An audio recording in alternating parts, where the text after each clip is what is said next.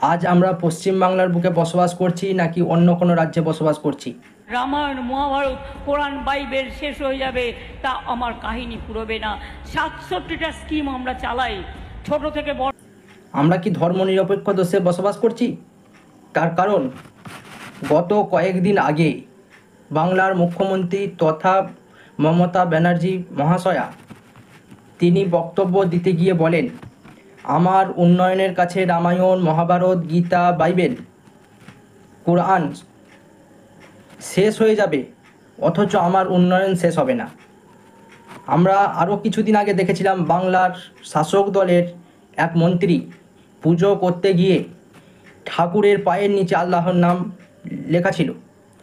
আবারও এই দলেরই নেত্রী রাজন্না হালদার তমলুকের বুকে বলে বসলেন, দেবাংশু দেবের অংশ, দেবাংশু রামের অংশ, দেবাংশু আল্লাহর অংশ। নাউজুবিল্লাহ। দেবাংশু দেবের অংশ তিনি, সত্যিকারের রামের অংশ তিনি, সত্যিকারের মহাদেবের অংশ তিনি, আল্লাহর অংশ তিনি, জিজাসের অংশ তিনি। বেছে নিলে দেবের। এটাই কি তাহলে সম্প্রীতির বাংলা? এই কথাকে আমরা কন্ডেম করি, এই কথাকে আমরা তীব্র নিন্দা ও ধিক্কার জানাই।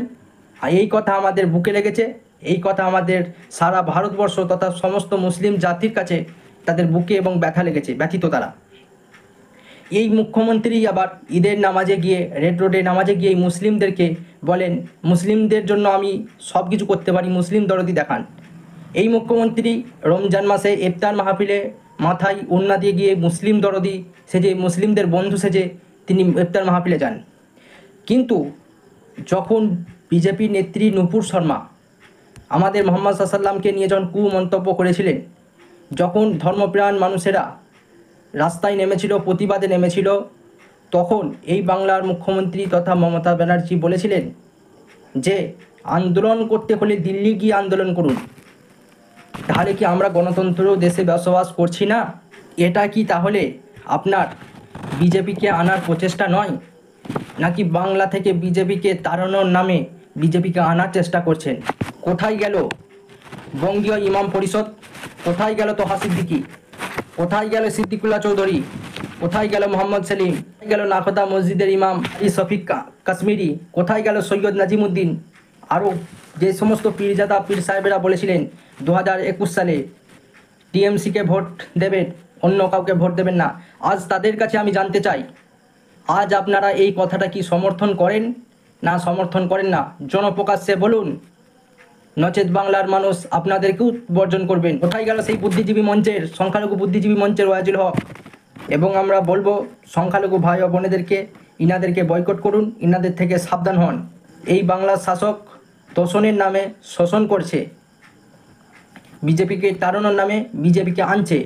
মুসলিমদেরকে শোষণ শুধু বিজেপি করে না, বর্তমান শাসক দল করছে। এই শাসক দলের মুখ্যমন্ত্রী 1999 সালে বিজেপি সরকারের রেলমন্ত্রী ছিলেন।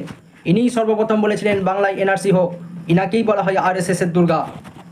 আমরা আশঙ্কা করছি যে আপনি মুসলিম হিন্দু ধর্মের মানুষদেরকে আপনার থেকে সরিয়ে আপনার ভোটগুলো যাতে বিজেপিতে পায়, বিজেপিতে যায়, তার সুবিধা আপনি করে দিতে চাইছেন। বকলমে আপনি বিজেপিকে পশ্চিমবাংলার বুকে এনেছেন এবং পুরো দায়িত্ব আপনি তুলে দেওয়ার চেষ্টা করছেন।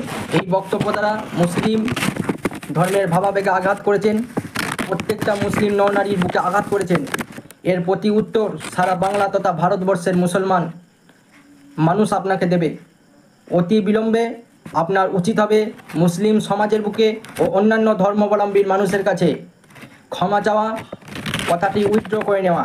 এবং রাজন্না হালদারকেও বলতে চাই, যে বিষয়ে আপনি জ্ঞান রাখেন না সেই বিষয় নিয়ে মাতামাতি করার কোনো চেষ্টা করবেন না। এই সম্প্রীতির বাংলা, এখানে শান্তি চাই, শান্তি যেমন বজায় আছে শান্তিতে রাখুন। হিন্দু মুসলিম দলাদলি করে বিভেদ লাগানোর চেষ্টা করবেন না। আপনি যদি ক্ষমা না চান, আপনাকে বাংলার মানুষ ক্ষমা করবে না।